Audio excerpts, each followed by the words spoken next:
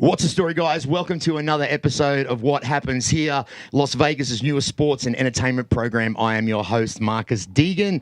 Today's podcast is proudly sponsored by Founders Coffee, the most tasty, the most delectable coffee here in Las Vegas. Now, check it out. It's on Durango, right across the road from IKEA. If you go in there and drop your WHH promo code, you're going to get 10% off your offer. And look, they've got really good food down there. The avocado and the bacon and the toast, it's absolutely unbelievable. How could we forget the Aussie Project? Proudly sponsors today's episode. Now, the Aussie Project is one of our brand new businesses that we have here in Las Vegas. Okay, check it out. Authentic Australian pies, chicken pies, meat pies. We deliver here in Las Vegas, and we also deliver all over the Los Angeles area. We're going to drop all the information right in the bottom of the podcast. And, of course, how could we forget? On Champ Day, today's episode is proudly fueled by... This is the current Irish whiskey belt holder. This is the Rich and Smooth Challenger. Ding, ding. Proper number 12 Irish whiskey. One for all. Today's episode, we've got another good one for you today. He's a two-time Ultimate Fighter alumni. He's got 36 pro fights. He's a coach. He's a fighter. He's an entrepreneur. And he's highly respected in the UFC. But don't take it from me. Check this out.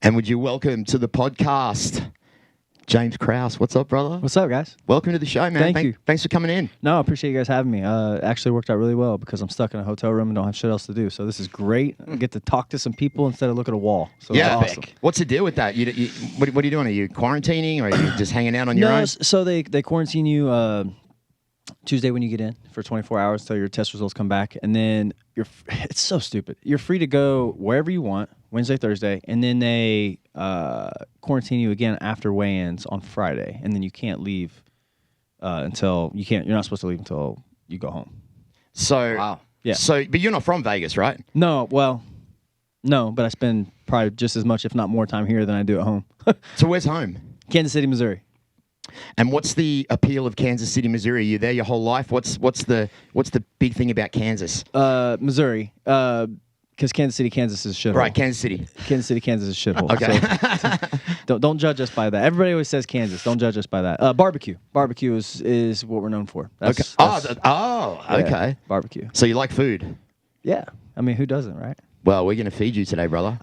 You said that before. I'm extremely excited about that. We are going to experience you to some authentic Australian food. Okay, I'm with it. I've been to Australia before. I don't know if I've ever had Australian food, though. Oh, you really have? Yep. Do you like that? Oh, it was great. Loved it. Loved it. Yeah. Good people there, and the weather's great.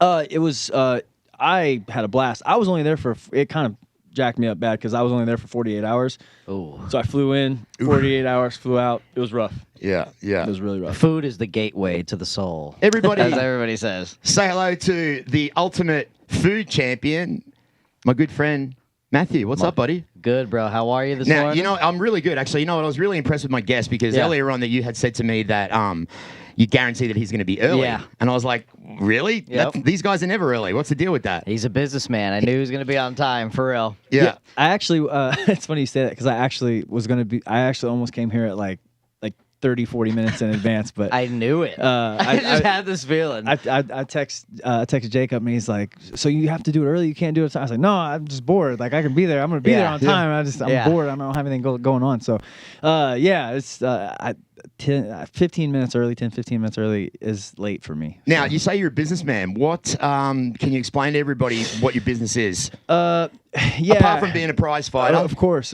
Yeah, I usually tell everybody I'm an entrepreneur, but I feel like when you say that, everybody just assumes you're a drug dealer. So I try to. Wow. I like real estate. I have 2 Airbnbs in Kansas City, and then let's call it 5 or 6 single family rentals now. And then I own the gym, 9,000 square foot building that my gym is in. And we have a couple other tenants in there as well, a fitness studio and a chiropractor.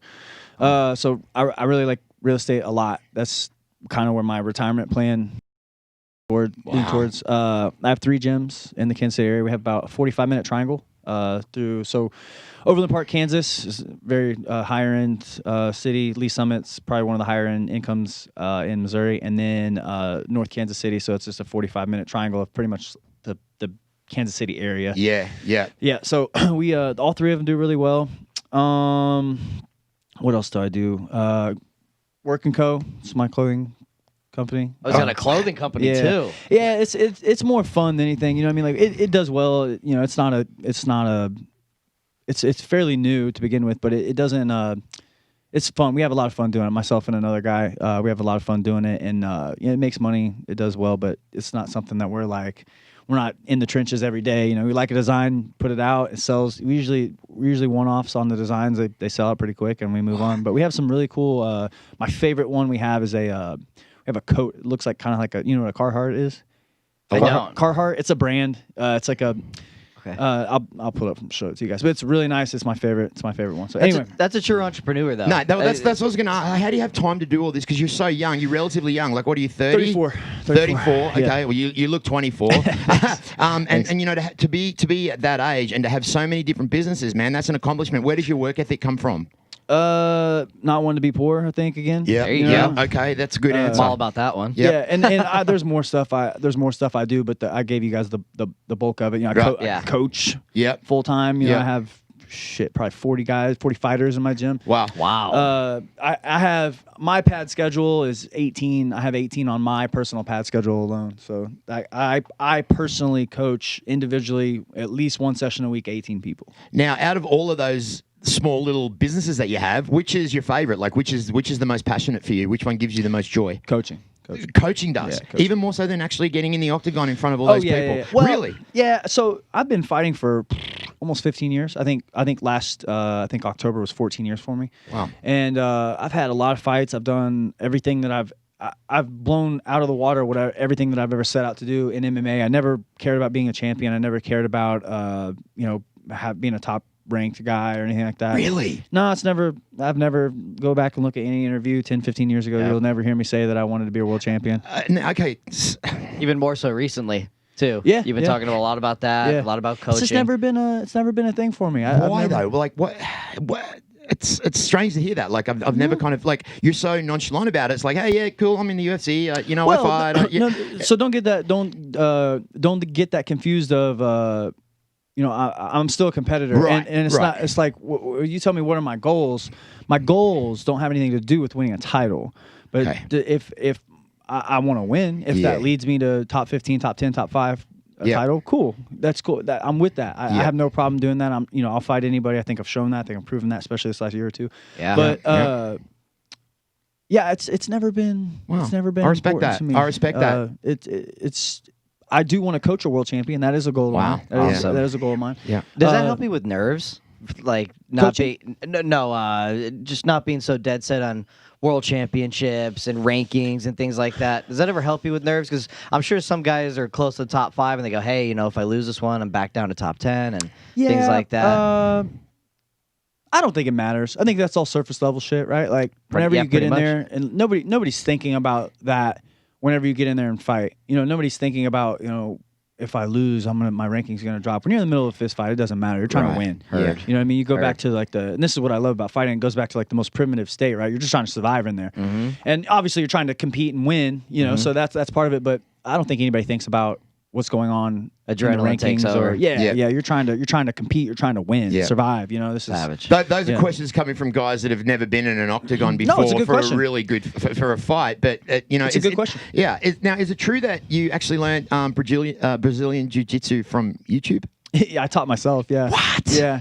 I've never really had a jiu-jitsu coach, even to this day. Wow. I've never really had like a formal coach. I have the guy that Leo. I'm under Leo Piscina. He's been in my area for a long time. I've trained with him probably 30 times in my entire, 30 to 50 times maybe. I don't know. And I think that's a stretch. But wow. Oh my God. yeah. So I've just been rolling for a long time. Taught myself jiu-jitsu. I've never really had a jiu-jitsu coach. Striking is a little different. I've had a couple different coaches that have kind of helped my game, and then Mark Montoya has recently tightened that up. But Yeah. I've just kind of always understood the grappling portion of it. I went through some phases to where I favored jiu-jitsu a lot. Favored when I started as an amateur. I think I had like 18-1 or something like that, and I had 16 wins by triangle. Wow. So I favored playing on my back a lot. Well, when I started, nobody knew shit about it. Was like imagine if a 4-stripe white belt goes in and rolls with a guy that's never done anything. Like that 4-striper is going to murder him. Right. And that's kind of what I was doing. Just based off technique and things like that. Well, I was, and it's not where I'm from.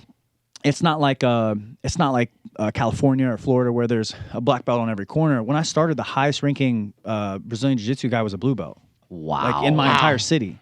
Wow. So, and even now there's only like 15 black belts. Yeah. They say only 20% of jiu-jitsu fighters get past the blue belt. Everyone gets to the blue belt and they're like, hey, they did it. It's hard because you spend 2-3 years getting there, and then now it's like you got another 2 or 3 years, right? And then Definitely. it gets tough, especially purple. Purple to me is that's where it's like you go from, you can't really get a purple belt as a casual or a hobby. It's not a hobby anymore. You know what I mean? Like you got to really be serious about it. You got to dedicate, sacrifice a little bit to get your purple belt. Yeah. What color belt are you right now? I'm a black belt. Oh, you are a black belt. Oh my First degree. God. I'm coming up on my 2nd degree black And that's belt. basically from YouTube.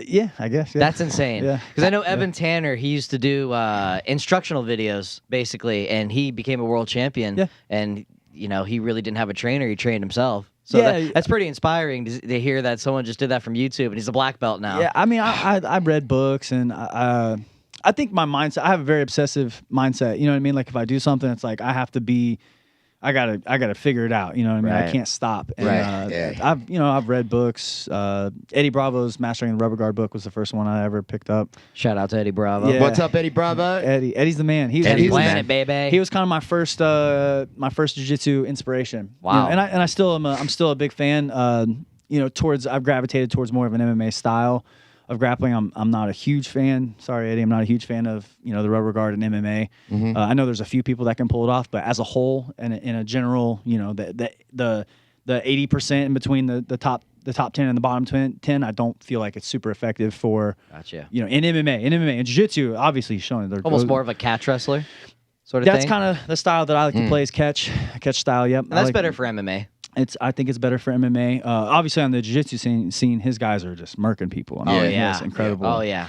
I heard some talk about the LAPD. We're going to get some jiu-jitsu lessons. God, I hope that's right, man. Don't get me. You're gonna get me started here. No, I offered. good. Go- I want to get- get you get started. I want to I've get you offered started. Start your this- engines. Yeah. So I'm in Lee Summit, Missouri. I have every year. I've offered, I just offer it, but. I will. This is an ongoing thing. I just offer it in the summer. I said, summer, you guys can train completely free. Like cops, police officers, any type of law enforcement whatsoever. You guys can train at my gym completely free. The police station is 2 blocks from my gym. I have not had one single, and I advertise this. Like I post about it. I'm very public about it. Not one single one has ever, in 5 years, I think, ever taken me up on it. Wow. Yeah, it's crazy. It's crazy, and I've done stuff like I've done like some courses and stuff like that for the SWAT team there, and it's just like I think it's an ego thing. You know what I mean? Like it has to be. It has For to be. the cops? Yeah, 100%. it has to be, right? Like those guys, because I have kids that can beat those guys up, and I'm not trying to be a dick about it, but like I have 15 and 16-year-old kids that'll mop the floor with those grown men, like, Right. And that's the facts. Well, I mean, I see a lot of the way that these, the cops, the way that they do things, and when I look at the way that they're like taking down these assailants, it's such an outdated system, and I'm right? thinking, fuck, you could literally submit that guy and put him to sleep without any life-threatening injuries if you were taught. Well, you can't correctly. put them to sleep. So you can't choke anybody in law enforcement like that. You just it's against the rules. Like they can get severely. I had no idea. Tell George Floyd that. Right? Yeah, no, and you're right. You're right. And that's Oh, I actually never knew that. You're I not didn't know supposed that. to. I didn't know. You're not supposed to. Oh, Yeah, you're not supposed to. my God. Like you're not supposed to choke. You know, like you can't. This is illegal for police to do. Like a rear naked choke Right. is not. But do you think Oh, a rear wow. naked choke would be more? Yeah, I already know what you're gonna ask. Absolutely, absolutely. Why? I mean, What choke- about like an armbar even or something? Just get him trapped. Yeah, I mean, like we're talking about a catch style, Americana or something? or anything to, and that's. This is we're talking about a much bigger issue at this point, and Right. I don't Sure, want to sure, go. sure. No, we're not going to go into that, but we want to go into It's just the pussification of every like you can't Yeah. don't hurt his arm. Well, Yeah, yeah. the fucking dude shouldn't have been trying to Yeah, exactly. But then you go on when we start, especially this year, we go on the other hand where the cops start. It's like, hey man, like you're abusing your power now. So it's like a constant sway. yeah, And yeah. it's once again, this is like I don't want to make the show about that, but it seems like there's no right answers. Nah, there isn't. Sure. There is, but Sure. I literally, it's the smartest thing in the world for law enforcement officers to learn Brazilian jiu-jitsu. Yeah, it would just Yes. make so much sense. If I was an officer or security or anything, I would want to know more. Yeah, Absolutely. because they know nothing, right? Yes, and listen, this is I'll say this last piece, and then you guys can take it from where you want to go because I'm fairly passionate about this subject. Take the technique out of it. Obviously, if I'm working security and I'm dealing with bad guys and I'm dealing with bad people, I'm dealing with people that are trying to hurt other people or hurt myself. I feel like, well, just like fighting, I'm dealing with guys that know how to whoop people's ass. Like Yep. I need to know how to whoop ass more than him. Yep, That's kind of the same situation yep. with police officers, security, whatever, law enforcement in general. Let's just take that. Let's brush that to the side because there's a huge sliding scale of what's right, what's wrong. Yeah, Let's take that and let's push that to the side. The emotional stability and the emotional maturity that you get from doing jiu-jitsu and having confidence in the skills that you have Yep. far outweighs, in my opinion, will diffuse so many of those situations. Because listen, a lot of these guys, if you get some guy in high school, and once again, I hope anybody that's a police officer or law enforcement listening doesn't take this to heart because I'm not talking about as a whole. I'm giving a specific scenario. Let's just say a guy from high school got picked on or whatever, and he goes into law enforcement. He's to get his confidence or whatever. And let's say somebody tries to whoop his ass, like he's scared for his life. yeah. for sure. If you came at me, no offense, if you came at me unarmed, I would not be afraid of you at all. Like I'll dismantle you Yeah. in front of everybody. I You would know what mean? absolutely Like, agree with that. and there's nothing you can do about it. So, now if you had a gun, different ball game. Well, then I gotta yeah. even the odds with a gun. That's different. You know Yeah. what I mean? But if you came at me, yeah. there's nothing you can do to me. You came at me with a baseball bat. I'll fuck you up. Yeah. You know what I mean? Well, Like you got one swing and then that's it. Yeah. Yeah. So but I would not be afraid of that. But the problem is if I don't have that experience, they get on the ground and they're like, I'm gonna die if I don't shoot this guy. So it's a very black and white situation at that moment. And that's anytime you get in those situations where it's like, I have two options. There's no room for error. There's no negotiation. No second chances. I have two options, one or two. Yep. When you start working in absolutes like that, it gets really dicey, especially when lives are at risk. Listen, I think that's something that's just such a great subject, and I really do believe. Can you picture this in a perfect world? Imagine the UFC sends some of their top contenders to some of these police forces around America. I don't think that's the problem, though. I don't think that's the problem. I mean, from just my experience alone, I think it's first of all I don't think it's a lack of higher qualified people wanting to help. I mean, anybody that I know in the MMA world, 98% of people in MMA or jiu-jitsu or combat sports in general, they want to help. They're not assholes. Right. Yeah. You know what I mean? Like, Yep. it's about first of all, the system that those guys are using, the law enforcement is so fucking outdated. It's Right. absurd. Right. It's right Exactly. up there with our education system. So, which is another subject. Don't get me started Yeah. on that either.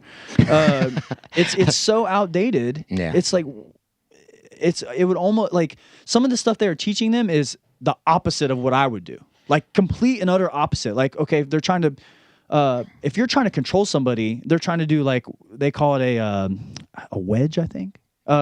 We would call it a Kimura. Yeah. To put their arm behind their back. Yeah. And then push the arm up. And they're putting their knee on the shoulder. Right. Well, everybody in my world, if you want to control somebody, you got to control their hips. Right. Yes. You know what I mean? So Yep. like, Flat. and I also understand there's a gun at play. I get there's Right. different things, but You're not gonna. I let one of the guys, the big ass dude, 6'4", 250 probably, start in this Kimura. I was like, dude, you're not gonna do shit to me here. Like, I'm gonna free my hips and I'm gonna get up and I'm gonna smash you. He held me down for 2 seconds and I shot right back up. Shrimped out. Yeah. Yeah. If you know anything about anything, Yeah. you're gonna. There's no control of your hips. Your hips are free to move. So Right. it doesn't. You know what I mean? Like it's. So do you think the badge and the gun kind of like pushes away from maybe the human skill set that they should learn? Absolutely. Yeah, Why would you? Yeah, Why would yeah, you? Yeah, exactly. And I'll end on this. When Matt Serra was in that restaurant, and everybody saw that, and he took that guy down in the restaurant and just mounted him and just controlled his wrist. And the guy did nothing, and You the can't cop do showed up. anything. Yeah. So if they knew that, there'd be so much less fatalities and things like that. Yeah, and if once again, if somebody in law enforcement's watching this, I do realize that there's some of this stuff that doesn't transfer over because there's a gun at play. People grab for your Sure. gun. You know what I mean? Yeah, Sure. But fuck, I think there's a nice happy median in there somewhere. I You know think what if mean? Matt Like, Serra had a gun in his hip, there's no way that guy was even No, that touching guy it. wouldn't There's move no it, way. man. That There's guy no wouldn't way. move it. yeah. So Yeah. All right. But yeah. But Well, that's good. I loved hearing that, man, Yeah, because that's I really good. think that something needs to be done with that. Like, Yeah. seriously, like formal training for officers of the law that must do a 6-week training course before they you know what I mean? Like Yeah. anything at all, just something. It's gonna get worse before it gets better. Well, it's 2020, brother. What's going on in this? Yeah. It's 2020 right now. yeah, what else Yeah. can get much worse than I mean, this right now? if you're an officer, like, man, especially when your life is at risk every day, I would just think, like, even if you just had like a blue belt or you were progressing towards a blue belt, like Yeah. a blue Yeah. belt should be able to just run through anybody on the street. You know what I mean? Yep. Pretty within, much, within yeah. reason. Yeah, Yeah, I mean, for sure. a blue belt. If you've been doing jiu-jitsu for 2.5, 3 years, you're probably gonna just run through anybody that hasn't done anything. 100%. No matter weight class, pretty much regardless Yeah, I weight mean, class as obviously, well. Weight does there's- play an issue. At some but if it's level. similar, even within if it's 20, even 30 close. pounds. Yeah. Like I said, I have 15, 16-year-old kids that'll beat the dog shit out of the SWAT team where I'm at. Yeah. Like Yeah. they will mop the floor with Yeah. these grown Yeah. men. Yeah. How They big won't are do- these kids, by the way? Because They're not that big, No, right? fuck Yeah. no. shout out to little Tucker. He's like Yeah. 6 feet tall. He's like No. 170 right Little- now, and he's like 16. Little Tucker's probably, I mean, a normal size 15-year-old, 16-year-old. Yeah. They're just mean as shit. You know what I mean? Yeah. We are in a different era where I have kids that have been training they're 8 years old and they've been training for 5 years. You know what I mean? Like, Yeah. like my Yeah. daughter started jiu-jitsu at 3.5. wow. Yeah, and She's gonna be a beast. She doesn't even like, she does it once, twice a week, just if Wow. that. Yeah, You know yeah. what I mean? Like, it's fun for her. She does that in gymnastics. It's- Oh, that's great. Nate Kelly, a young martial artist over in Ireland. Love that kid. Yeah, he's Love that amazing. kid. I said to Nate, "What's the best thing about like being like training martial arts? What's the best thing about it?" And he said, "Oh, just knowing that I can walk down the street at 15 years old and I could pretty much take Hold down my any own. grown What are you man." gonna do? Yeah, what are Yeah. you gonna do about it? Yeah. I love it. That kid's Yeah. a savage. You heard of Nate Kelly? No, I Yeah, haven't. yeah, He's he's a a little guy. He savage. fights out at SBG in Ireland. Yeah. He's amazing. I bet I've seen him. Yeah, I bet you I have. have. I've been Yeah. watching him for probably like 4 years. Yeah. by Because I now. follow He's awesome. that gym fairly closely, and Yeah. you know, like John, Kevin, and I follow each other. I follow a lot of those guys. Gotcha. Like, Yeah. So like that's what I was going to ask earlier on. So about with the coaching, is there any coaches up there that you kind of look up to, or maybe try to absolutely. Yep. Yeah, I mean, obviously, my coach Mark Montoya, he's done a great job of what he's really good at his leadership skills, and then organization of your game, right? And I've talked about this a lot. There's 5 things that I bring into consideration that I feel like I do as a coach. Hang on, give me a pen. I want to write this shit down. I feel like I do differently, or I focus on differently than any other gym or most gyms in the world. Yeah. Do you want me to name them? Yeah, absolutely. Clinch, in the clinch, just clinch in general. And that can mean Thai clinch, that can mean wrestling in the clinch. Like, people just suck in the clinch, and in the UFC as a whole, they're terrible in the clinch. DC took advantage of that in the Stipe fight. Yes, 100%. And this also plays into that. Wrestling on the fence. Like, okay, for example, if I am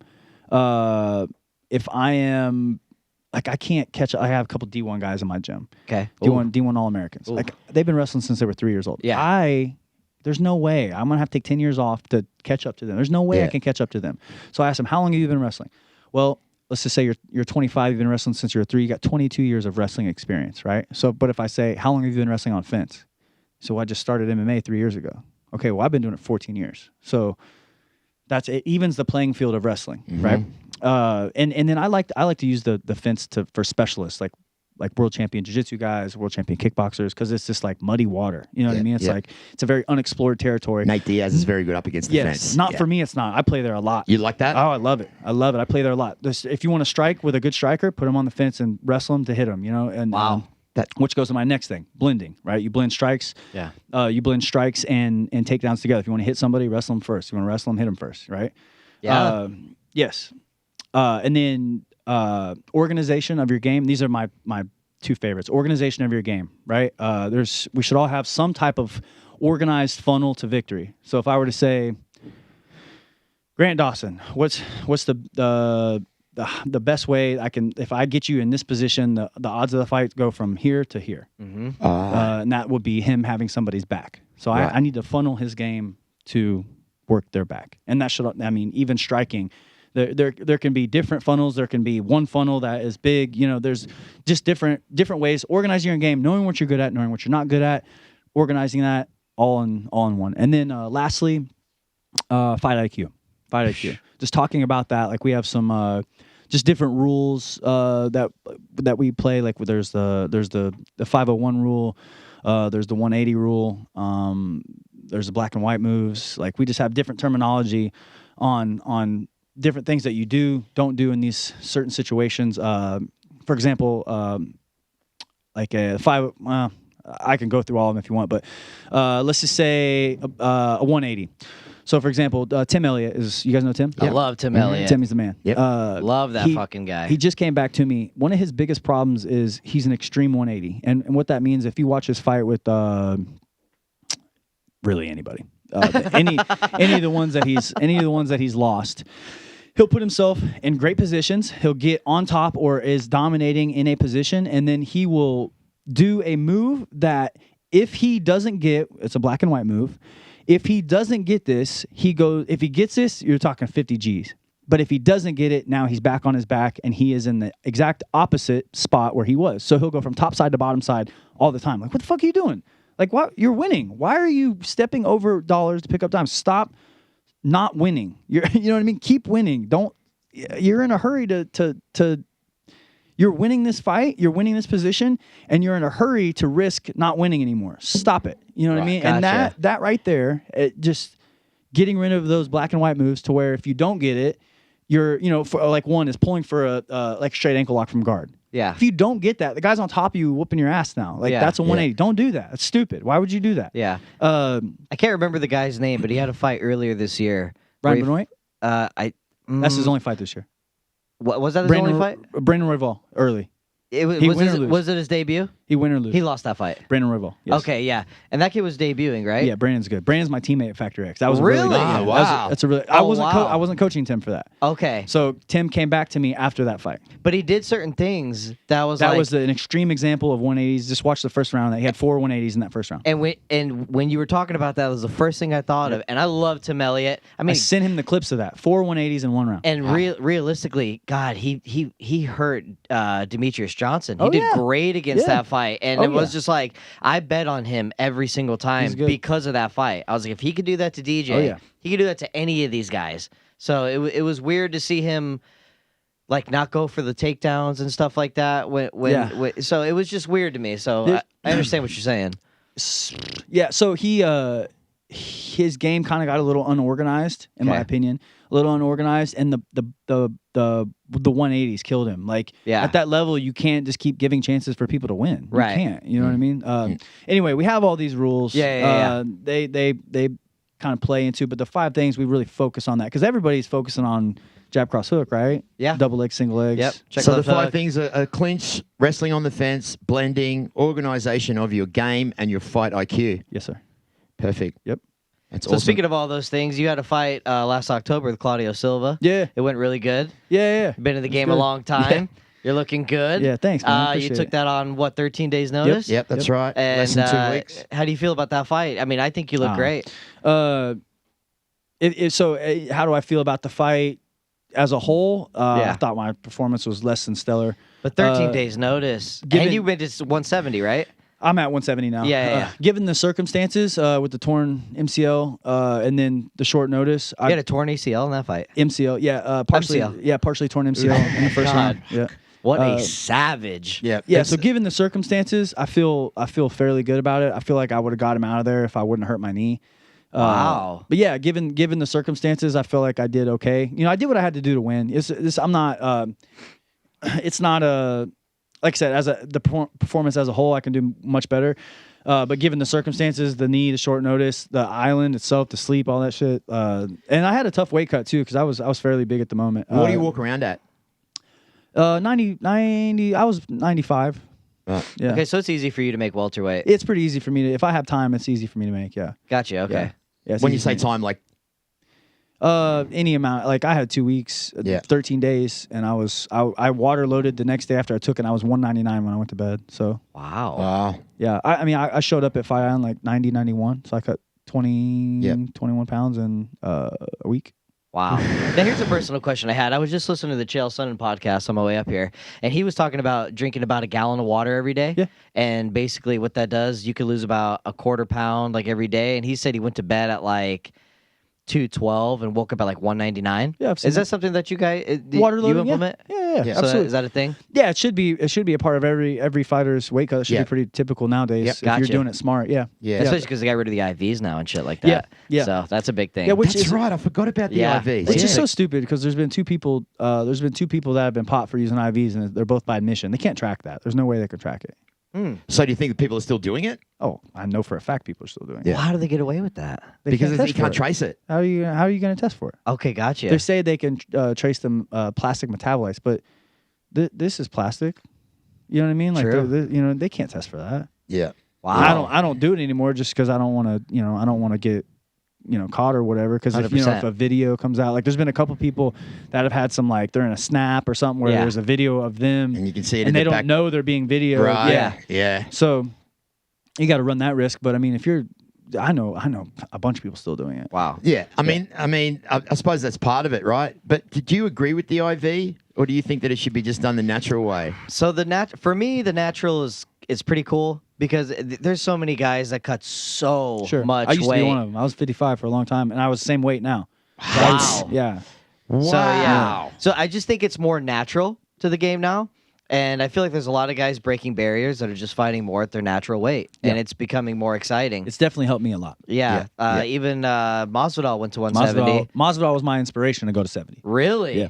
Is that Interesting. right? Can you talk about that? Yeah. We fought each other at Yeah. 55, and we both were like, usually, if you could pull up the weigh-in pick, it's pretty comical. Like we're both like we're standing like 15 feet apart. Oh, we're both God. like, get us the fuck out of here. Oh like, my God. Yeah, it was awful. Were IVs back then? I think so. That Yes, was yeah, you could still do it. Then, Yeah. but we both fought like shit, and he went up, and his first fight at welterweight was against a middleweight that went down, and wow. every single one of my welterweight fights has been against a middleweight that have came down. Wow. So, yeah, I was like, how do you feel? He's like, oh, man, it's just like my quality of life is better. I'm training better, and he was saying a lot of the same problems that I was having, like in the gym. I don't get tired. I'm sitting mid 80s. I don't get tired. I can go for days. And but whenever I made that 55 cut, it just took so much out of me. And I was getting tired. I was, clock watching in the middle of the fight. It's like, all right, I'm gonna sit here for 30 seconds. But at 70, the guys are bigger, but I can go. I can just go. I don't get tired. Right. And I haven't been like muscled around. Even that fight at 85, I felt like I was still pushing a hard pace on 24 hours With notice. Giles, right? Yeah. But he was saying a lot of those things, and man, I was just watching him. I was like, he's doing really well, and it's Masvidal. He's great. He's good. He's really good. Best guy I've ever fought. He's had Oh, really? Is that right? Skilled. Most Skilled, my Yeah. skill guy you've ever fought. Yeah, most skilled guy. He's I've had a ever hell fought. of a turnaround. He's good, since man. going back He's up. really fucking yeah, good. It's Really- he pretty is? weird. He is so, his fight IQ and his ring generalship is off the charts. Wow. Like, he's one of the smartest. I say this now, he is for sure. At 55, he was doing a lot of things I was doing. Like at 55, he had a lot of split decision losses because you would get tired from the cut. So you would kind of just go with people. You know what I mean? Like, oh, you're taking a break, I'm taking a break. But what he was really good at is like, and I was doing the same thing. So we're both doing it to each other. And like, if you're at a 6, he's at a 7. If you go Okay. down to a 4, he goes to a 5. He's very Okay. good at staying One Is that step to conserve ahead. energy, sort of thing? Oh yeah, absolutely, Yeah, okay. absolutely. Yeah. Well, because at 55, the cuts were killing us. Yeah. But he's an extremely grossly underrated wrestler, grossly underrated grappler. He can grapple his ass off. He's a very, very good grappler. Do you think that has anything to do with living with Colby all those years and Oh, stuff he's like just that? With in the Colby being a roomies wrestler? and in the roomies. Yeah, I'm sure Colby, all those guys he's trained with over the years are amazing. Yeah. Ultimate Fighter returns in March. Woo! Colby Yeah, Covington, that's great. Jorge Masvidal. Speaking of the Ultimate Fighter, this man was on 2 seasons. Do you think that had an effect on your career? And you go, oh, like do you hate seeing clips from that? Well, the first one wasn't even. I mean, yeah, the first one was a shit show. The second one, I would not do it. I would not do it again. I would do it. I would do it over again though. It gave me exactly what I wanted. You know, like I was kind of just in the mix. You know, nobody was talking about me or anything like that. And that show boosted my popularity a lot. Okay. And that's exactly what I wanted from it. And I started getting a little bit more known, more opportunities. Yeah. And it gave me exactly what I wanted. You know, Yeah. so And- it served its course. Are you married? Yeah. You are married? Yeah. Awesome. And you have a little daughter? I have a son, a 1-year-old son, a 5-year-old daughter, and my 15-year-old sister lives with me too. God bless you. And now, do they watch your fights? Oh yeah, yeah. And Oh yeah. they love it? Yeah, yeah, they're good with. I mean, my wife.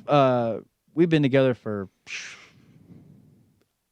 I think she watched my second or third pro fight, so she knew what she was getting into Yeah. when we got together. So Yeah. we've been together for like 13 wow. years, I think, 12, Gotcha. 13 years. Wow. Yeah, so she married into it. You know what I mean? She knew what she was getting into. So Yeah. she's I mean, she obviously she gets nervous and stuff still, but it's That's natural. It just means it's you part of care. it. Yeah, It just why, means you why care. do wives like get on you like for stuff that they knew they were getting into? Like, babe, you married me. Yeah. You know I fart a lot. You Yeah. know I've got a loud voice, and you Yeah. know that I like drinking beer. Yeah. You knew this shit before you married me, Oh so you're my not allowed to bring it up God. anymore. Yeah. My wife is a teacher, so Yeah. she knew what she was she knew Yeah. what she was getting into Yeah. as well. Yeah. Shout God out bless- to Jenny. Shout out to Jenny, my love, who's a school teacher at Southern Highlands Preparatory School. If I can go back to the Ultimate Fighter really Yeah. quick. So Can we play that clip or not? Is it, Oh, well, I need him to is see it it, the one though. me getting my ass whooped? Yeah. No. No. No. Can we play it? Give me a second. Okay, All right, hang on. I'll ask you this Hang on a question. sec. Hang on a sec. Do you have a camera on you today? Okay, Travis, this is Travis, my engineer in the background. He's been having some minor technical problems this morning. As you can see, the stress on his face, the grey in his hair, the shrinkage of his penis. He's only 22 years old, but that's okay. Give him a Viagra in 10 years and he'll be right. Travis, we got that shit sorted out. That's All right, we're Stand standing by. by. We're standing by. I will destroy these young 22-year-olds in here. I'll ask you this question though. I love you, bro. Because I definitely wanted to know this. So basically, you were on the Ultimate Fighter twice. You were on the 15, and you were on season 25. Yep. Basically, you came back to the UFC at 161, and then you had 7 fights in a row. What made you go back? Because you were on the season of the Ultimate Fighter 25. You were the only UFC fighter on the roster at the time. Yeah, so What made you go back? Like, 'cause grueling. go back to the show. Yeah. Two big reasons. One is I felt like I lost my fight to get in the house on the first one, so I never was actually on the show. So Right. that was a big part of it. Was just getting back, just trying to like right that wrong. I think. Yeah. But the bulk of it was exactly what I was just talking about. Is like the popularity that you get from the show. Right. You know, and I feel like that I was just kind of in the mix. Like there was nobody was really talking about me. I was kind of a lower prelim fighter. Like you could tell the UFC didn't give a shit about me. And I was the guy that everybody they used me to fight the tough guys because they know I would hang around and Yeah. I would put a good fight up. Like You look look at good there, mate. Oh, fuck, man. Jesus. So we thought we'd bring this clip in because this is, geez, that was a bit rough. So Oh, Johnny, I just seen Johnny yesterday too. He was at Couture. Did you? how does it feel when you see these guys now after all this? Is it great? I'm or what? friends with most of them. Yeah, I'm friends with most of them. So, this guy, don't eat anything. Don't eat anything that they feed you. What was the meaning behind that? Remember that? Oh God, yeah. Did you feel everyone was trying to sabotage you at that point? No, well, no, I get where they're coming from, but like, he was, man, he was just being a drunken idiot. I don't care what he says. He Right. was, and I There's probably, a case of beer next to him. yeah, I probably crossed the line, and I pissed him off on purpose because he was being a fucking asshole to me. Yeah. And he kept doing that because I was like, dude, like he kept wanting to fight Yeah. again. All these guys were trying to fight again. But they were all like wishing me, bad. To me, it's just an unhonorable. Yeah. I'm kind of old school in this. Like, Yep. Like I want my opportunities, but not at your expense. Yeah, you know what I right. mean? Like, I wanna Exactly. earn mine. Absolutely. So if something happens with you, I'm ready. Like Yeah. call me up. I got it. But like I don't wish ill will on you. Right. You know what Yeah. I mean? Yeah. Right. So that was my biggest thing. And once again, I probably crossed the line because he was drunk and he was being a condescending little asshole to me. And I could tell it was pissing you off in that episode. It was pissing me off, and he said, "Hey James, how's your eye?" And he was outside next to Misha because Misha was a quote unquote coach on the show, and I probably crossed the line. I said, "If you keep running your fucking mouth, I'm gonna beat you up in front of your girl." Again, you know what I mean? Again, Yeah. and This shot's fired. yeah, whatever, man. Yeah. Like it was, but at that point, we're 5 weeks into the show. Yeah. None of us give two shits about, like those guys are out, they're drinking, they're partying until 3 a.m. every night. You know what I mean? Wow. Like, and there's a few of us left, and we're trying to sleep. Yeah. Which is that is the animal of the show, and you got to know that going into it, right? Right. Like Yeah. you have to know that going into it. But it was Which just, is why I asked, why on Yeah. earth did you go back into that? But yeah, for popularity. yeah, and- just as it was more of a Right the business wrong. move. Yeah. Yeah. And it served its purpose really well. Absolutely, really did. It It really really did. We were really excited that you were coming on today, man. I know it was kind of like last minute notice, and there was a few. Our guest actually pulled out. Unfortunately, she tested positive for COVID, so she couldn't come in. Oh, no. You came in at the last Let's minute, go. bro. You were fucking here early. You're a true professional of the game, and I do appreciate that, No, man. no worries, bro. Now, we're good. I did. You know what I did forget to mention earlier on? Can you pass me my sponsors? Is it the Baller Bum right there? I got a ball. All right, because I got one of these for James as well. What is it? Shout out to Baller Bomb. This is what we call Baller Balm, the most essential beard balm Oh, God. in the business. Now, this stuff here is actually made by a good friend of ours out of LA called Jay Baller. It's this beautiful beard balm, man. You can use it on your beard. You can use it on your face. You can use it on your you-know-what. Wow. My man, I appreciate he it. went That's for you. there. And- With the beard, I don't know. I don't know if I. It's getting there. It's getting there. This is like I haven't shaved for like 6 months. That's No. You're It's- kidding. it's No, getting there. I'm kidding. Oh, kidding. God. But this is like it grows in like all super white trash like it is right now. Like Yeah, no, that's okay. It doesn't. I can't feel the sides out. Like it just grows in all. I got that chin-strappy. problem right now. It grows further on the right than the left. I don't know what's Yeah. going on. It's- Like well- still hitting puberty at 31. It's ridiculous. We also have another get a great gift for you here today. I don't know if you're a whiskey drinker, and I don't know if you've ever tried the finest, the tastiest Irish gold on the planet. Now Okay. this has a hint of honey. It has a hint of vanilla with a smoky taste. Conor McGregor and the guys from Proper 12 Irish Whiskey sent Oh, me man. over a case, and I said that I would actually give it to all of my guests. So on behalf of myself. You're the Conor man. McGregor, that Let's one's for go. you, my brother. You Enjoy are the yourself. man. Have you tried that yet? I have. And what do I you have. think? It's I don't. I'm just gonna be completely honest. I don't know what good whiskey tastes like. Like I don't Well, you've drink got enough. it in your hand. I don't know. I don't. Touche. I don't drink Top enough that fucker to. up, will ya? Oh, shit, he's out. I don't drink enough to. I don't drink enough to be able to tell you one way or another. You know Yeah. what I mean? Like, yeah. I've had it though. It's good. You know what I mean? Like I don't know. I don't know if it's good or bad. It goes down smoother than a lot of the other ones. That's for right. sure. And that's the way that we drink it. We like to drink it with ice, or we like to just drink it. We like to Straight drink it up. neat like this. You can sip it, and it's awesome. So thank you very much, Proper 12. Thank you, Thank you, Connor, for Connor. sending over that stuff. My man, appreciate Cheers. We do appreciate The that, only brother. whiskey tough enough for the octagon. Yeah, champ. And the it's Champ coronavirus. Day today, It's actually. Champ Day. Oh, It that's is. right. It is. It I've is seen that. Champ I've seen Champ that. Day. Yeah. I've seen that. Oh, 4 it was- years ago. 4 years crazy. ago. We made history at That's Madison crazy. Square Garden. I was there in full form, Madison Square Garden, freezing my what's off. You know. But just what a fight that was. Oh, it's I talk about it sometimes. Like whenever you see this happen, it might not happen as much as I think it does, but I feel like sometimes on a night, like the betting lines doesn't matter, the preparation doesn't matter, the coaching doesn't matter, what camp you're from doesn't matter. But like there's something that you see in somebody that's just like, fuck, that dude is fucking on tonight. And there's nothing anybody can do to stop it. And he was on that night, man. Like, oh my, the way he and shout out Eddie. Eddie's my dude. I love Eddie Alvarez. I like him too. He's a good He's man. the man. He's a the good fucking man. Him and I talk regularly. One of the smartest guys with his money. The dude is Yeah. Oh, he's very, a money very- guy, a he's smart money guy. very, Okay, I good. know he likes intelligent. that Bitcoin. Shout out to Eddie Alvarez. He's very, very killing smart. Bitcoin right now. We talk real estate all the time. Great dude, but man, there wasn't anything that Eddie could do to stop him that night. You know what I mean? It was Conor's night. Just going back and looking at. I watched that fight this morning, and Really? I did. It's on Instagram right now. Okay. So I watched it this morning, and just the look on his face, like he was just locked in. It was so weird. It's going to sound kind of weird, but it was so. The word that comes to mind is intimate. It was so intimate, like the way he was just like, I'm gonna do whatever I want to, and there's nothing you can do about this. Like his timing was, and he's good. He's really good. And you know another thing, we're talking about Conor. I don't think Conor talks a lot, so I think like a lot of his skills get overlooked because he's a talker. Yes. But after watching Khabib run through Gaethje, can we like all get a different appreciation for how Conor fought him? It says Chael Sonnen says, how good is Conor McGregor? You know I what I mean, mean? the Like- only guy to steal a round from Khabib, and he Yeah. went 4 rounds. And he did, and And then had a couple smack offs from after what the fight. I understand, he didn't train much for that Well, fight. his foot was a No. balloon. My Yeah, foot was a balloon. his foot was a balloon. He had a broken foot going into that fight as well, Yeah, man. I do want to see that fight happen again, and that's the would fight love to to see make that for 30. fight. You know, in my So that's opinion. going to be the 30-0, do you think? I do. Yeah. Well, it has to.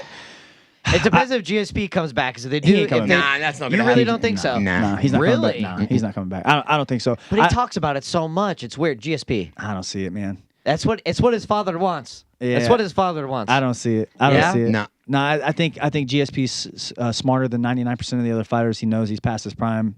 I just don't see it. Here's a question for you. yeah. Do you think Khabib would sign the bout agreement with Conor? Because he talks about that's my it concern. so much. That's my concern is the what's the fight to make happen? The fight is obvious. It's Conor Khabib too. It's a money fight. 100%. My holdup would be Khabib. Will Khabib do that again? You know, and he's just- such a he's one of those guys that's kind of like a man of his word type. Yeah, If I was he gonna says say it- loyal to his word. Yeah, but he also just said, "Hey, I'm done," and now we're talking about 30. And But we're talking about he was very emotional, and his father died. My father died when I Yeah, when I he doesn't. when I He was doesn't 7, need money so I though, so could- the money doesn't move him on the fight. You know what I Right. mean? Like, No, but then no. but if you don't make that fight happen, what's the fight to make then? Well, that's what I was going Right. to say. If the Conor Khabib 2 doesn't happen, then who is he going to come back at 30-0? Tony and Chandler are the only two other options, and we're talking like Conor, Tony Chandler, And we You know what I already mean? know Like, when Conor fights Dustin in January, that's straight. It's basically an what do we say, an unwritten rule for a #1 contender. Oh Like, yeah, 100%, 100%. But even Poirier, Poirier Khabib too doesn't do it for me. I love Dustin's the fucking man. I love No, Dustin. Love 100%. Dustin. Yeah. I love Dustin. Yeah, yeah. Good friends with him. Great. Dude, he's one of the good guys in the sport. He is top notch. Yeah. Really good guy with his charity and stuff Oh, like that. 100%. He's such a nice And guy. he's actually a nice guy. He's Just in such a general, nice guy. he really is. He's a great human being. But the fight is obvious. It's Conor. Yeah. But man, Conor's got to get through Dustin, and No, he does. that's not a. I don't think that's a gimme like it was the first time. Especially all these years later, it's no walk in the park. No, and- he's in dog fights. Dustin is a fucking dog. Yeah, he's a dog. I think Conor's got to get him out of there in 10 minutes. I think he's got to get him Yeah, out of there in 10 that's minutes. safe. If not, there can be problems. That's Yeah, safe to yeah. say. But you know, it's kind of funny every time that every time we do this podcast, Conor McGregor always gets brought up by every fighter that comes on here. His name is always thrown out there at some kind of point of conversation. Yeah. But it's every fight that Conor says, everyone says this is going to be a tough one for him. This might be the game changer. It's literally every single fight Yeah. that someone says that. Well- Is that because it is, or because? I think stylistically, it's a good matchup because you know, Poirier, that dog, one of his best assets is he's got that dog fight in him, right? Mm-hmm. But one of his worst assets is he's got that dog fight in him, right? You know what I mean? Right, Right, which could be like- a bad stylistic matchup to and you Conor. don't- He's a sharpshooter. If you get hit a little too much, Conor's probably not the guy you want to fight. So Yeah. that's why I said Conor's got to get him out of there in 2, or I could have said Poirier's got to get him out of 2. You know, get him out of 2. You know what I Right. mean? Like, so Yeah. it's however you want to chop it up. I feel like the longer that fight goes on, the more it favors Dustin. But that is sure. not an easy task getting through 10 minutes with Conor. With that, he's a sharpshooter. Man, yeah, like, it's he's just a sharpshooter. weird. And do you think I was talking to him about this? So when Dustin fought Conor the first time, it was clear indication he was in his head. Oh yeah, And he was so in his head. Do you, as a fighter, does any of that come back? Have you ever rematched anybody in your career? never. Okay, so do you think? yeah. that- Once a shit can. Yeah. Okay, but would that come back if some guy was in your head that bad? And Dustin's been on a tear. Yeah, I don't- He's won so many fights in a row. I think he fought Dustin. I think Dustin was a kid still. Yeah, Conor was pretty much wasn't that old either. I mean, No, I don't mean age. I mean, maturity. level. maturity. Yeah, Yeah. Like Dustin's a grown man now. You know what I 100%. mean? Like Right, he's okay. much. He's got a family. Yeah. He's much more. Yeah. Like fuck it, let's fight. You know what I mean? Yeah, Like yeah. I'll fight Yeah. you. I'm not afraid of you. To whereas before he kind of still had the Louisiana trailer park trash in his. You know what I mean? And Right. those are his terms, not mine. You know what I mean? Like, I'm from the trailer park too, so I'm not Hey. talking shit. I love Louisiana, by the way. Shout out to Lafayette. What's Lafayette. going on? But he still had that Lafayette in him, right? Like Yeah. still that little trailer park in him, and I think that's what got him in trouble. I don't think he has that anymore, though. You know what I mean? He's still got, he's got it here, but Right. not here. You know what I Gotcha. mean? And also, obviously, the opportunity to get to fight Conor McGregor for the second time in front of Yeah. the world has got to be just such an amazing accomplishment. Especially when obviously both of their skill sets have enhanced. It's Yeah. been like 5 or 6 years. And since it's a they- cash cow fight Poirier now. ain't losing no matter what happens. Right, You know what I mean? Like- exactly, exactly. 100%. Yeah. Yeah. There's no 100%. loser in this fight. No, Yeah. and he's going to donate to his charity, Yeah. Connor. Yeah, He's you gonna can't walk donate away making 500,000. millions a loser. It doesn't work like that. Absolutely Yeah. not. Yeah. But going back to the basic question, do you think it would go under his skin? Do you think that old feelings would come about? No. Well, Connor's a master at getting under people's skin. He's very good at it. I think, I mean, obviously, I think there'll be some banter, some back and forth, but I don't think it'll be near. I don't think he'll get in his feelings like he did before. Okay. I think there'll be shit talk back and forth, and Gotcha. Justin's going to say what he's got to say, Yep. but I don't think he'll get under his skin like he did before. Yeah, You know what I Gotcha. mean? and you know what? And Connor's changed as well. He's not so much as Yeah. confrontational in front of everybody as he normally is. You know what I mean? Right. I'm supposed to that last Khabib, that whole incident kind of changed his. I mean, when he came back and fought, when he came back in and fought Cowboy Cerrone, it was a completely different Conor Yeah. than what it was. the Absolutely. Khabib. I don't see that happening again. I No. think that was more opponent dependent. You know what I mean? I think that Sure. was more. I'll be Cerrone's such a completely- nice guy. I'll be completely honest with you. I think that I've heard this through the grapevine, and I believe it to be true. I should just ask Kavanaugh. We follow each other on Instagram. I should just ask him. I feel like Cowboy is a slow starter, and when he does the friend thing with people, I feel like it kind of bites him in the ass. Wow, that is such an awesome observation. That's You know? an honest And It answer. really is. You're right. And when he does the friend thing with people, and Yeah. you start fast on him, Because Yeah, how the- pissed off was he with Mike Perry? there's a lot of emotion. And in look that. look what happened with that. He came out like a fucking ball of fire, right? So, but if you just we're friends, these are two friends fighting, we're good, and then Connor starts like Connor starts, Off the yeah, throwing that first, and I know he did this on purpose. That first left hand he threw was to fucking decimate the air. Yeah. You I what know. mean? Yeah, Like, decimate he threw the it air. so hard his hip hit him. he threw it so damn hard his fucking hip hurt him, and I think he did that on. I think that was I don't think that was by accident. I don't. Those guys don't do shit by accident. Yeah. You know So what I mean? they actually plot the whole.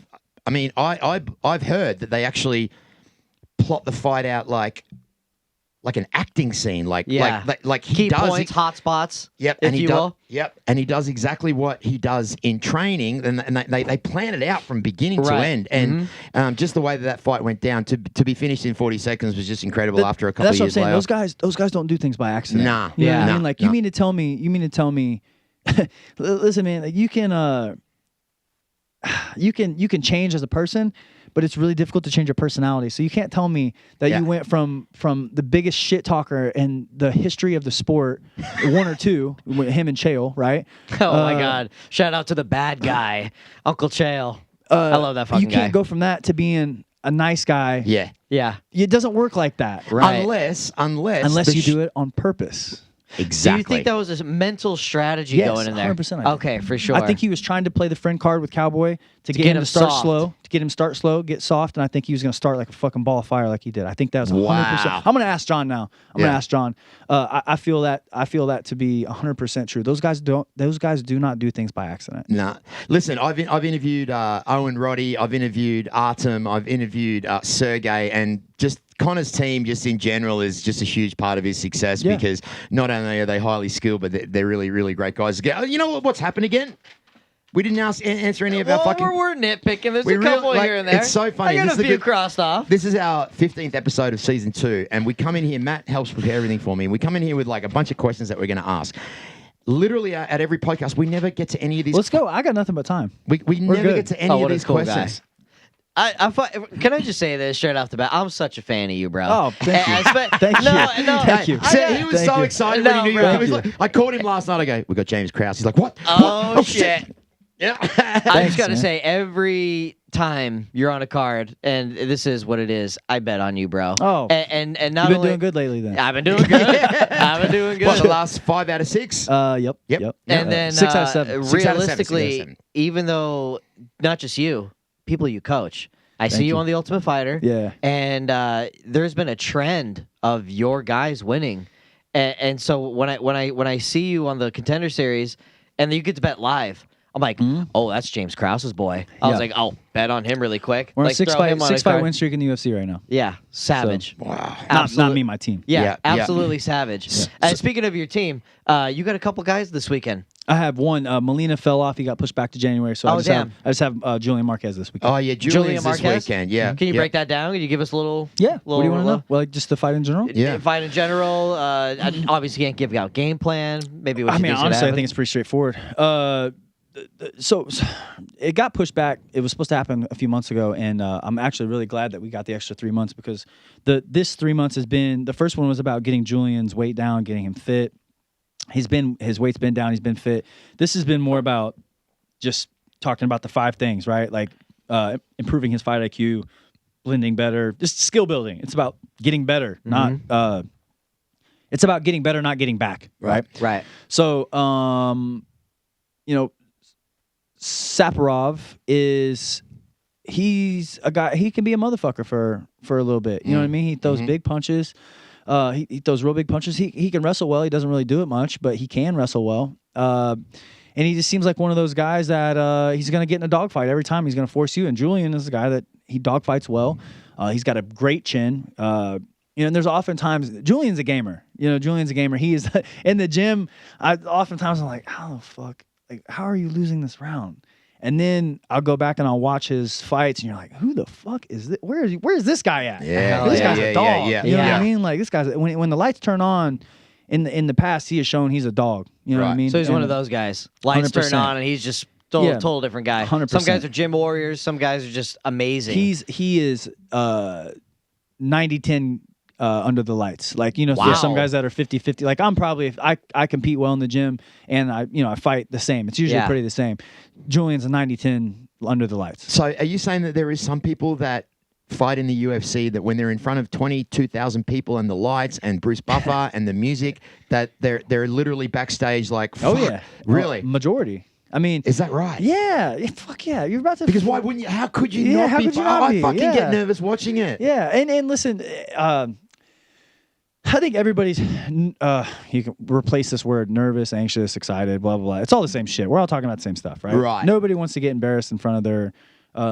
For me, it's not about winning and losing. It's typically not result driven. It's like I think as fighters, for the most part, we are worried about like underperforming or Right. kind of shit in the bed. You know what I mean? It's not about losing, because you can't really control winning and losing. Anyway, we can't control the That's result. right. Yep. So I try to get my guys to focus on performing. Like what does that look like? What do you need to do to be able to perform? Like if we can do this, like for me, it's pretty easy. If I can get my jab going early, in a good calf kick, depending on who I'm going. If I get my jab going, we're getting busy. You know what I mean? Yeah, and you've got that good short jab as well. Very, very, very short, but very, very effective. Like like the 1-inch Bruce Lee Yeah, punch. yeah, yeah. I've seen Yep. you do that Yeah. quite a lot.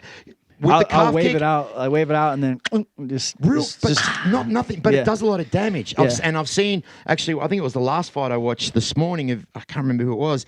It was a great calf kick followed by one of those short jabs, and it did some real damage. Yeah, you can. So that's why I try to tell my guys. I feel like people are. They try to.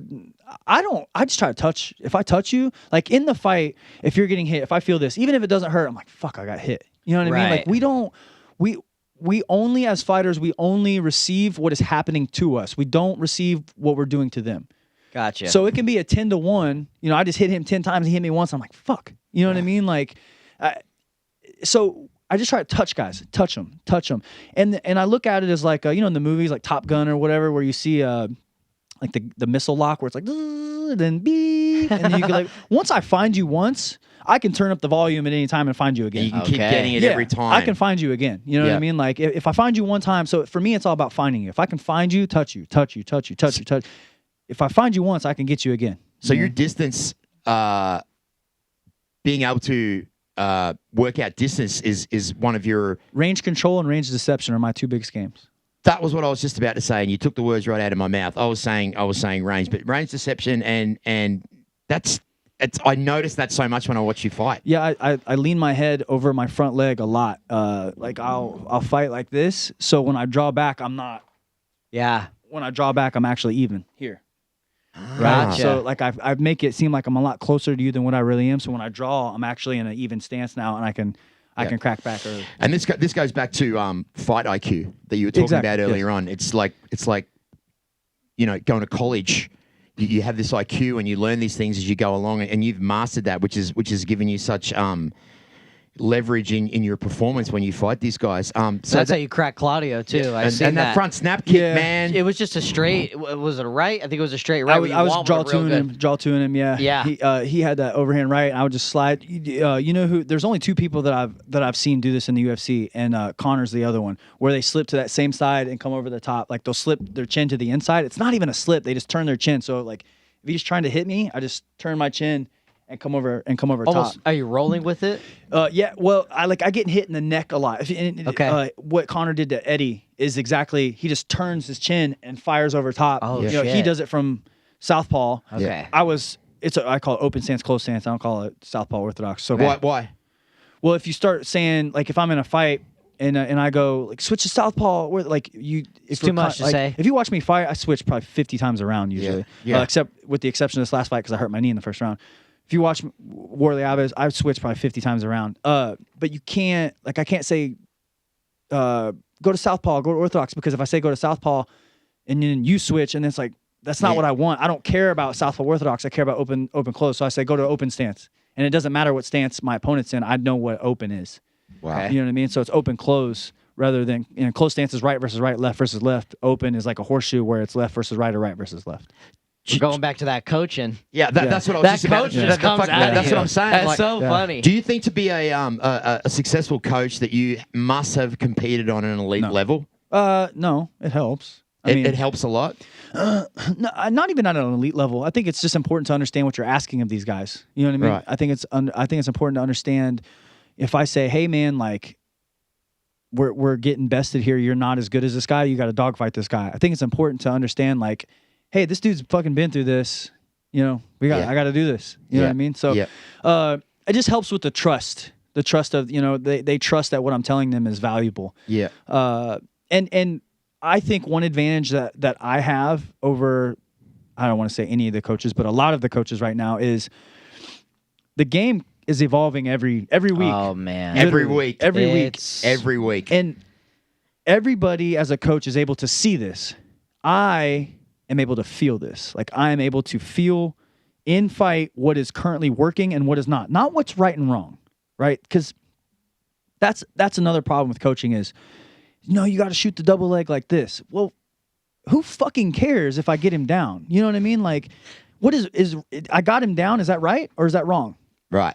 What's right is what fucking works. Right. So I am able to say, and I have a couple systems. Like I have this wrestling on the wall, which is one of my things. I have this series. It's like 60 different techniques or whatever. I'm able to see like, hey, I did this in this fight and he did this. This didn't work. So we got to adjust this. I am able to feel it and adjust on the fly. My fighters are I'm able to see it just like a normal coach. I can see what all the coaches are saying, but I also get to feel it as a fighter. The defense, like, fuck, he went to this. I gotta figure out how to.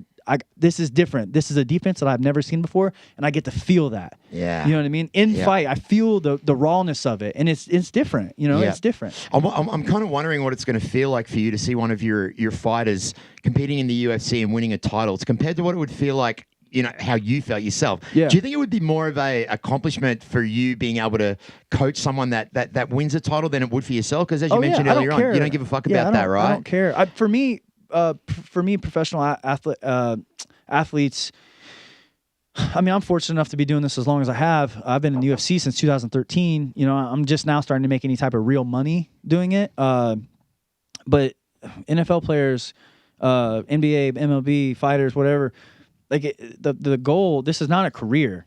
The goal is to get in, get money, get out. And I know Dana said that thing not too long ago. And it's an opportunity. It's not right. a career. Yeah, He's right. He's right. He's right. I mean, yeah, get in, make money, Make Get that out. money, make money, get out. Or get out, make that money, make money. You know Do you what I mean? spend much time up at the PI? Yeah. Yeah. And what's that facility like? Oh, it's amazing. The facility itself is amazing. Would you love to be a coach up there? No. No, you want to stay where you are. Oh no, I don't know. I love where I'm at. No, absolutely. Yeah, I would okay. never want to coach there. No, Okay, no. Like good. I thought you meant like if your team was there. Vegas has such a weird training culture. It's unlike any other culture in all of MMA, in my opinion. It really is. It's like there's no my gym. Like you're not going anywhere else. You're at my gym. You know what I mean? You're with me because I need to have eyes on you and what you're doing, what's working, what's not working.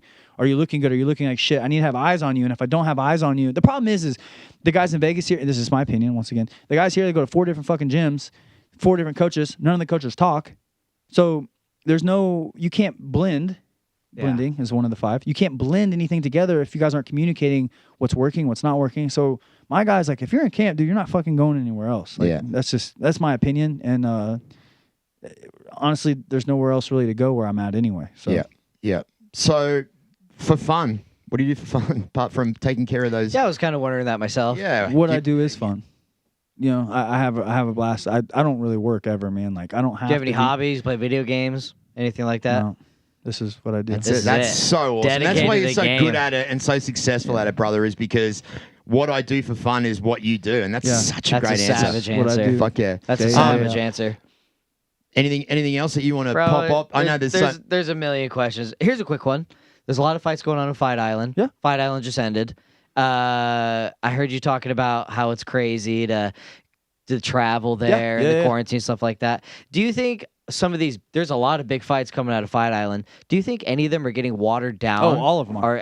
All of them are. Well, look at the biggest one for me was Usman Masvidal. Yeah. Yeah. They're both those guys were tired as fuck. Look like shit. And I don't mean that in the But, bad. They're both but Masvidal came in what? on short notice For as sure, well. but 9 Usman, days. Usman looked bad too. Yeah, No, he did. He did. And He I actually did. did. He really did. And Yeah. I don't mean that in like they're obviously they're both amazing Oh, fighters. look at but- Usman Colby versus Yes. Usman Masvidal. And I'm not talking about like Usman compared to everybody else. I'm talking about Usman compared to Usman. Like Yeah, that was yeah. not 100%. you know, not what he, and it's tough, guys. I'm telling you, it's tough, man. The sleep schedule, like it's a 16-hour plane ride. Yeah. 9-hour time change for me. Right. And then you also have to change your times of sleeping because you're fighting on US time. Right. So I was going to bed at like 8 a.m. Yeah.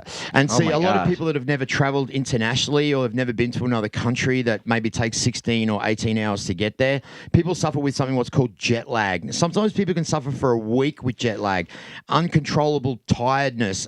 They're saying 2 days for every time zone, for every 1 hour time zone change. Yep. Wow. That's what I've heard. Yeah. Wow. Well, I mean, listen, I've traveled back and forth from Australia so many Yeah. times. It literally takes me 2 weeks to get over jet lag. 100%. 2 weeks. 2 weeks. I'm this weekend will be 3 weeks removed from my fight. I think I'm just now starting to get normal again. And when I got back home, I'm back in Vegas. And when I was in Vegas, I hit daylight savings time in Vegas, which is I'm already a 2-hour difference plus add the 3-hour difference Yeah. plus Yeah. add I'm So it's dark fuck, at 4 o'clock man. in the afternoon, and you're thinking, "What the hell's Yes. going on here?" Yes, yes. Drunk by 6. Yeah. So so we need fights back in Las Vegas because these fights are getting watered down. We're getting screwed as fans. Yeah. Do you think that Connor 'Cause and there's so Dustin many is going to good be here fights. in Vegas or in It Fight has Island? to be. It has to be in Okay. Vegas. Why does it have to be? Well, okay, so you can't put it. You can't put it that fight Island because Connor is a U.S. draw. You have to put him. Okay. Thank you. You have to put him on U.S. time, Yeah. and I know that they will make that. They will make the accommodations like they have been. Like I fought at 3:30 in the morning there. That's crazy. It was like New York. Connor fought at 1:30 in the morning. when he Connor's fought- not fucking doing that. No. They're gonna put him on U.S. time. I feel 1,000% that he'll be in Vegas. Gotcha. 1,000%. Well, it was announced in Vegas. He's in Vegas. So yeah. it is that. Yeah. He's in Okay. Vegas. But yeah, that's 100%. They're not crazy. doing that shit to him. And he's a U.S. draw. He's a Las Vegas draw, and they'll Yeah. have a crowd. Yeah. Yeah, they'll You do. think? Yeah, but they'll do like 50% maybe. They'll have a crowd. Well, put it this Really? way: what Ticketmaster came out today and said that they will sell tickets to people. They're trying to do a thing. If you have your positive, They're not negative, putting Connor on without a crowd. right? Wow. Yeah. Yeah, if you Nice. have your negative COVID test, you can go to these events. That's what they're trying to do. Ticketmaster Yeah. needs proof of a negative COVID test. and which we just got. Well, ours- cheers! yeah. Cheers to that. Cheers, because There we go. Because we just got ours yesterday, and we're all James, good. I'll see you there. You gonna be there for that one? I'm sure I'll have somebody on it probably. I Yeah. know, right? You're Yeah. freaking every Yeah. week. Yeah. So you know what, James? We've interviewed so many people on this show, and everyone's been stellar. You've just been such a great guest, man. I appreciate your professionalism, and I just love your entrepreneurial skills and what you do. Part of this podcast is we started it in March when COVID happened, Yeah. and I Really? just You just started this in March? yeah, bro. This is awesome. Yeah, we This just is started amazing this in setup. March, and I wanted to try and use the negative of COVID and make a positive out of it by talking to people in the entertainment Yeah. and in the fighting industry. What I like to do is for everyone that listens on iHeartRadio, Spotify, podcasts, and Apple Podcasts and YouTube, for everyone that listens and for everyone that watches, we always like to get our guests to give a I don't want to say a speech of inspiration and positivity to Yeah. people out there that may need a little bit of a lift in life. Some of your fans that look up to you and love you that may need to hear something that may change their life. Is there anything you could say, brother? Yeah. Since you guys started this during COVID, I'll kind of piggyback off that. Whenever this whole thing started, I told people, this is, and I think if you guys have obviously been watching my team, a lot of our fights that we've taken have been short notice. You know, Yeah. so I feel like, Especially you. Yes, yes. I feel like in whether it be COVID or whatever, in times of emotion, there's opportunity, right? So, if people are any reason, people will take any reason to pull back, right? Like do less. They want any reason to do less, right? Yep. And that's the way Americans in general are minded. I think people in general are minded. So I feel like during these times, this has been one of my best years, right? Because when people pull back, is like I have this thing in my brain that's like, oh man, these guys are. It's almost like the country has decided to take a timeout. Like timeout, guys. Like we don't have to work as hard right now. Timeout. Like no, everybody's relaxed right now. I'm like no. When everybody stops, that's in my head. I have this thing like I have to go. I have to advance. I have to do more now. Yeah. And that's anything, right? Like, and I feel like if any point you feel there's an area that people are taking any reason to pull back, do less, right? That is such an opportunistic moment for you to do more and for you to advance. And in my gym, man, if you guys haven't noticed, my gym has just been, we've signed 2 or 3 guys to the UFC this year. They're all winning short notice fights because they're ready. I told them all back in January, February, whenever this all happened, you guys got to be ready. Be ready to take opportunity. It's coming, I promise. And I'm telling you right now, guys, it's going to get worse before it gets better. I feel like people think we're just out of this. It's not going anywhere. Yeah. Right? It's not going anywhere because a lot of the low-hanging fruit is gone now, right? So there's going to be like a big rebuild process for a lot of the people that are still hanging around in business and anything, right? There's like the people that were dabbling, they're gone. You can't dabble in this space now, right? Uh-huh. This now is a time to get started. You know, now is the time to advance because everybody else is looking for any reason to be like, Just the lay country's back. off. Let's chill. Yeah. Let's chill. You know, no, you got it. This is the time for you to advance. If there's a project that you have been working on or want to start, now is the time to do that. There's no better time. Yep. There's no better time than now. And the second best time was yesterday. You know what I mean? Like, or tomorrow, you know, it's like there's literally now is the best time to do whatever you want. So I'm a really big believer in that. And in times of emotion, everybody wants to pull back. They want to take days off. You can't pull back. This is where you advance. This is where you have to advance your moves. You advance your project. Go do that thing that you've been putting off. And it can be as small as, errands that you haven't been doing. Anything. You can make it as big or as small as you want. And that's what's great about it. But everybody's pulling back right now. Everybody's looking for any reason to, how many businesses have we seen shut down because of COVID? Half of them are because they were hanging on by a thread anyway. And the other half is maybe they have shut down because of COVID. But I just feel like I'll end with this. I'm ranting right now. There will never, I should say never. I shouldn't say that. In my lifetime, there has never been another opportunity like right now. where the entire world is like, I'm going to do less because X, because they're living in fear. And this is not don't make this a fucking COVID debate. That's not what I'm talking about. Everybody is doing less by force or by fear or by legality or whatever. You got to find the loopholes to do more. For guys like me, I don't mind when shit just gets wiped off the table and we're like, fuck all you guys, we got to start over. I love that. Because if you change the rules for everybody, I'm going to be one of the first people to figure them out and figure out the loopholes to make it happen. That's good. I love it. I mean, it's a good spot to be in. So we should add philosopher to the next fucking. You might as well. For the next. This guy's mind. He's going to be around for a long time in this game. A long time. Highly respected in the industry. Highly respected coach. Great fucking guy. Came in here on last minute notice. Any shout outs? No, shout man, out to thank James. you guys. Thank you guys Anything? for having me. No, shout out. Well, we're good. Brother. He's too good. He's too nice. He's too Mad fucking respect nice. for you, man. Thank you guys for having me Thanks on. for coming I on. appreciate it. Cheers. Cheers to James Krause. Cheers, James Krause. Super fan. I'm betting on all your fighters. I'm betting on everybody, bro. Let's go. So, Now, Appreciate you guys. I want to thank Show Creative Studios for my amazing It's studio amazing. here. Yeah, I want to thank my main man, Travis. He's the guy behind there. That little tiny little man that you see behind there, that's Travis. He's only 22. We love you, Travis. And don't forget, guys, episode 16 coming up next week. We've got another one big for you. Hey, thanks, James, for coming on the show. Thank guys. you. Appreciate it, bro. guys. Thanks. Pump that music up.